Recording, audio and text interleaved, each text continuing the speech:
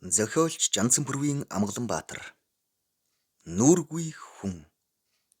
2 дугаар бүлэг.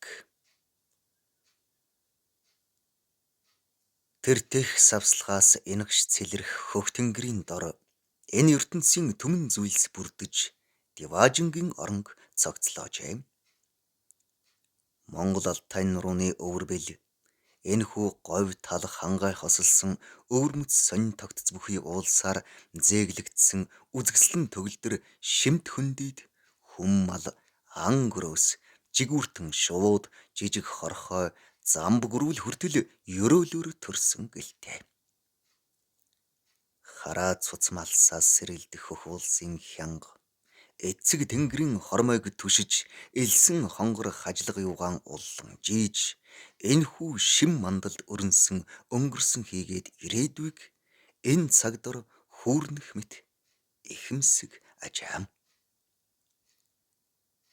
Алсаас мэралзан урсаж бүр тэртээ алсад одох тунгалаг булган гол өнгөрсөн цаг үйл явдлыг тэн одох мэт дүнсгэр. Дагшин байгалийн сүр хүчийг илтгэх мэт хурц ирмэгт хяр сэнжид хад цохио бүхий уулын шил дээрээс эл бүгд нүднээ илэх. Өдрийн наран гудайхад долдоо хярын түргэн урсгалт хоржигнуур тунгалаг горхины уснаас гэдсээ цэрийтэл залгилж ханаад өндийв. Сардиг улсын байц халил ойд хоргодонгүй харснаа уяа тааруулж шавхраасан шинэхэн хэрмэл тогштой бор тайлгаан сөглөн мордов. Залуу эр толгойдоо цагаан алчуур зангидж хөхөнгийн явшиг дээл өмсөн сайхан хийцтэй царгил гутал жийжээ. Уултай хадтай модтой устай хангай ард хоцорч таан сэнгэнсэн тал руу хэдийнэ оров. Аавын дэмээр сургаж номхруулсан унлага тэмээн унахад хөнгөн агаад шүдлэн говийн бут харганы намааг хааныг шовтронхон шогших нь бид зүдүүргүй нэн таатай аж. Долдоо нэг мэтгэд бор тайлгийнхаа явдалд ховг сайрын нутаг холын хол байнда хүрийг ихнээ болохгүй хүний нутгал болж дэг хэмээн эрдүү хоолойгоор харуулсан дуулаад. Үнэхээр л элгэн Монголын минь газар шороо харийн нутаг болж хоцров гэж гунигт автав. Өсвөр бага насны дурсамж сэрхийн бор тайлгийнхаа амийг тадлаа. Айл хотлороо аймсаж халдаар ирэх хасаг дунгаануудын довтлохоноос эмээн дөрвж билээ. Хотж нохтын амийг мод зуулган дээсээр баглаж жаал боргшсон халтар жаалуудаа үхэгт суулган жингийн тэмээнд хомнож эрчүүд нь үхэр малаа шалмгайлан тууж эхнэр хүүхнүүд ханцуутай өрсөөн цанх твшинд бэхлэн дүүрч нүүдэл даган хөдөлсөн нь санаанд тодхон. Ойр мөхөн буун дуу хадаж уул хадаар нүрглэн хоноход зэрэгцэх айл отог дээрэмчдийн халдлагад өртөж хуугаараа амирстэн ачаа туулгаан алдаж гин. Эмс охтын дүүрч отсон гих дотор балартаж зүрх шимшрэм яриа цуурай сонсогдож бүгд хэрдхэн сандарцгаан мөнч төгшүүртэй өдөр хоногуд өнгөрсөн санагдана. Ямар таач чингэж санаа нийлж заяа түшсэн ховг сайрын хідэн торгууд өрх айл төрж өссөн дэлүүн уулынхаа билээс тунгалаг урсгалт булган голын сав газарт аж төрж эхэлсэн ажээ. Эдүгээ төрлөх ховг сайр нутг нь хятад улсын иргэшээлд орж хамаатан садан нутгийн айлуудын сураг чимээ хэдийнэ алсарчээ. Цагийн саалтад мартагдах хэдий ч багвал чиргэлтгүй хүний төрж өссөн нутгал юм болохоор залуу хүү өөрийн ирэхгүй нутгийн дууга гин гин аялж гэгэлцэн санаашрах бүлгөө. Долдоо энэ мэтийг бодсоор тентэр тунтар алхах охин үрээ сэтгэл зүрхний амарга санан догтлов. Гэрн аавынхтайгаа сүнхлийн цусланд уулын хяр боргиж шуугсан ширэн урсгалт горих их улсын цасны хөл даган зусаж буй. Шинжаан нутгаас ханьсан нүүдлэж зовлон жаргалаа хуваалцсан ирсэн нутгийн айл өжөөн гуайн цагаан нэрт сэвгрийн 20 салаа гизгийг цуцаж, хоёр салаа болгон шигрэмг боолт зүүлгэн торгууд жаягаар нэрийн орломоо болгон бэр буулгаад байгаа билээ. Иймийн тул баярлаж догдлохоос өөр яалтай юм.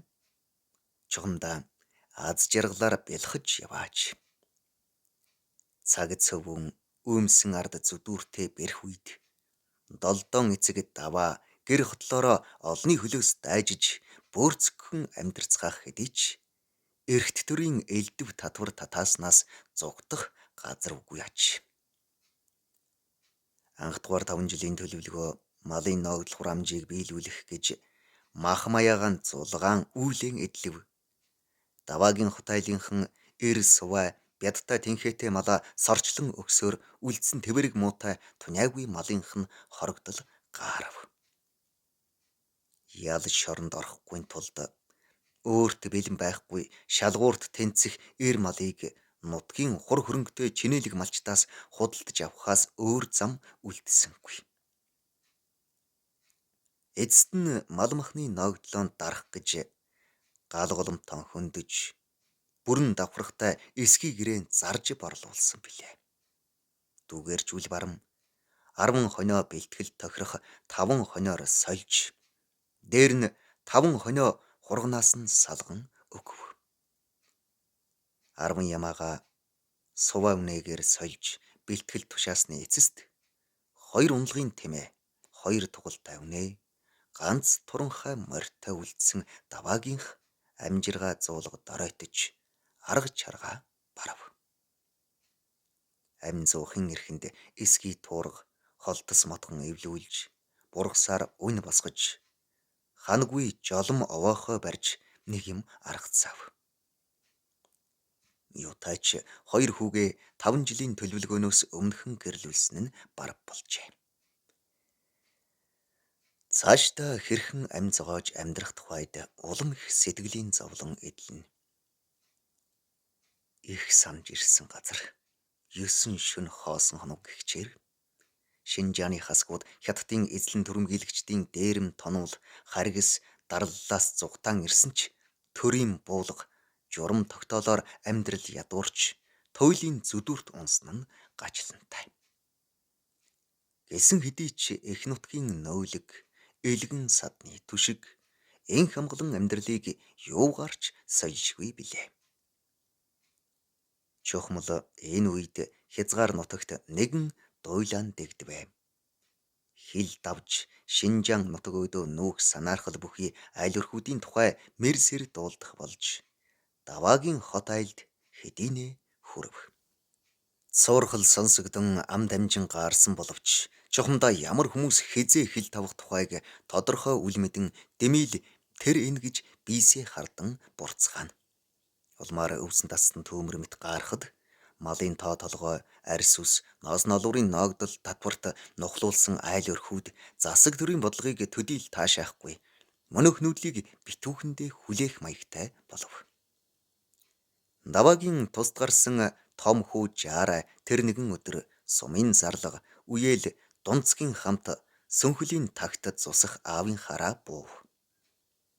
Өвгөн дунцагт төдийл сайнгүй ханддаг аж харахад цовоо мэдч тойлбаргүй. Чухмын толгой дээр харамлах мэт тунгааж хариулагч айддаг болохоор дотуур тамиртай хэмээн ихэд дургүй. Жаарай мэд мэдэн ойр зуур яриа хэлцсэний ард аав минь энэ дэшээ бидний амьдрал бүрхэг боллоо.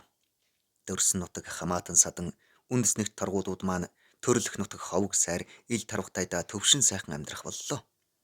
Дундад улсын захиргаанд нэгэнт орсон болохоор хасаг дөрвүүдийн тонуул дээрэм алга болчихсон гин. Тэд маань төвшин сайхан амьдрах болжээ. Энд хэдий болтол нар өөд харалгүй зовх билээ. Малаач барлаа. Тоо толгой бүрэн байгаа дээрээ нутаг буцъя. Дунцэг маань суманд зарлах хийж байгаа. Олны үг ортой гэж та нарт бүр сайн хэлээд өгөх бах гэсэнд дунцэг толгойгоо маажин худлаа инех айдиж.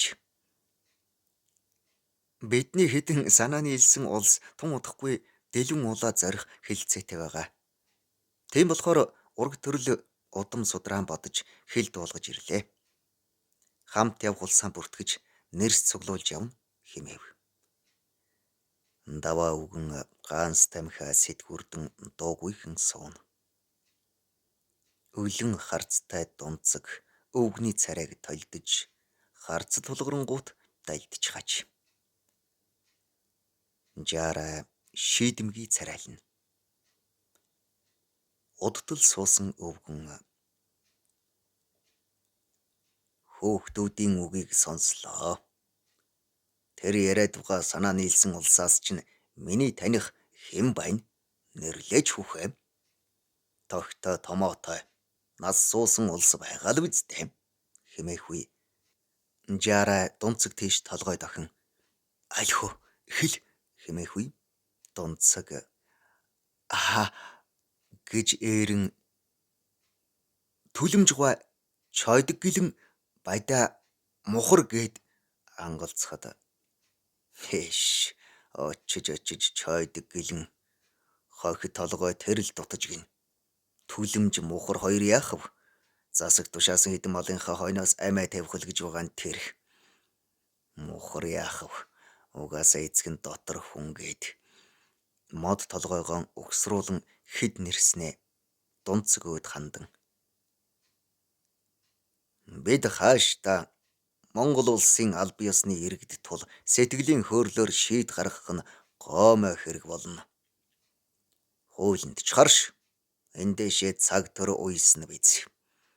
Манай хот айл хөдлөхгүй гэд хоймор голлох том хүүдээ. Жаарай хөөмн айдаарай. Эцэг их ах дүүсээ орхиод хаafрна гэж элд бүтэл зэхий улстай нийлээд юу л гэж болоод ян та. Харин дунцаг чи дэмийг гүйж амтны хөлд өргөдөв гэд яриа дууссан гэх янзтай өндийв. Жаарай дунцаг хоёрын мордсны ард даваа үгэн. Долдоо хөөмн. Маргааш гол руу мордох. Бор тайлгаараа мордно биз. Даруйхан барьж уй. Жаалж болтугай шавхраатгаг. Өл ус таахта адуута яаж зүрлэх вэ? Гэд хүү өдөө нухц таньхан харж. Жаараа яах вэ? Угийн сэргэлэн мал дэлгтэй болохоор овоо молжаад угаа. Харамлаж хоосрохно гэж давчдаж байхгүй юу хвэрчин. Хэдэн мал нөсөөд түүний л хатгаа. Яах вэ? Аанда хорн гараад айдна биз. Гэд чи мэднэ хойно ягав нөгөө хэрмэл Заруу хааныг олоод оч. Түүнтэй аавынхаа хөөргийг авч очоод нэг тамхилаад ир. Бөөр байц элдв өнгийг асуувал нуулгүй цуураарай. Явдал суудал ихтэй түмэнд нүүртэй хүн нэгийг дуулгана биз. Энэ дунцагч юу л бол улс амтны айцан харж яваа болов уу? Тайлгийнхаа тааваар алхуулж шогшуулаад унаанда гам тайхан яваад ир гэсэн билээ. Ухаан солио Заруу хаанид очоод иргэж эцгээ хэлэхэд долдоо жиргэхээсээ илүү гайхсан аж. Ховг сайрын торгуудуудын нэгээхэн хэсэгтээ хамт нүүж явсан Заруу хааныг одгийнхон нь бүгд дээрэмчдийн гарт ам өргөдөд Оспаны дээрэмчдийн яргаллаас болж ухаан нь ээдэж дууга хураасан гэж ярьцгаадаг. Угаасаа ч дуу цөөнтэй байсан агаад түүнээс хойш илүүтэй дууга хураасан уугүй юу гэдгийг бас тодолж хэлэх аргагүй юм. Ямар тач тэгж ярьцгаадаг билээ. Заруу хааныг арайтай л алчхалгүй орхисон гэцгээдэг.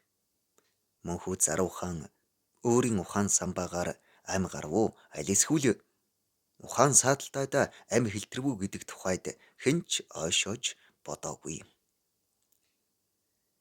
Зэрэгцээ явсан нүүдэл гүйцэж ирэхэд хасгууд эрчүүдийн бүгдийг хүүс тэмтэрч эм согтыг олзлон одсон байв. Манцуутай жаалаасаа хуулаад Овоо том гүйжава балчруудыг хүртэл үлдээлгүй бүгдийг хад савн хороосон байлаа. Зар ухаанаас өөр ухаан бүрэн хэнч байсан. Хожим тэр тухай яаж ч дурсан ярих билээ. Энэ хүү харгислалыг харан солиорсон зар ухаан нүүдэл бараадан сажилсаар ар Монголд ирсэн гэлцдэг. Зар ухаан барагтай хүнтэй ярилцдаггүй ч Монгол зон цээрлэж хажигладаггүй ажээ.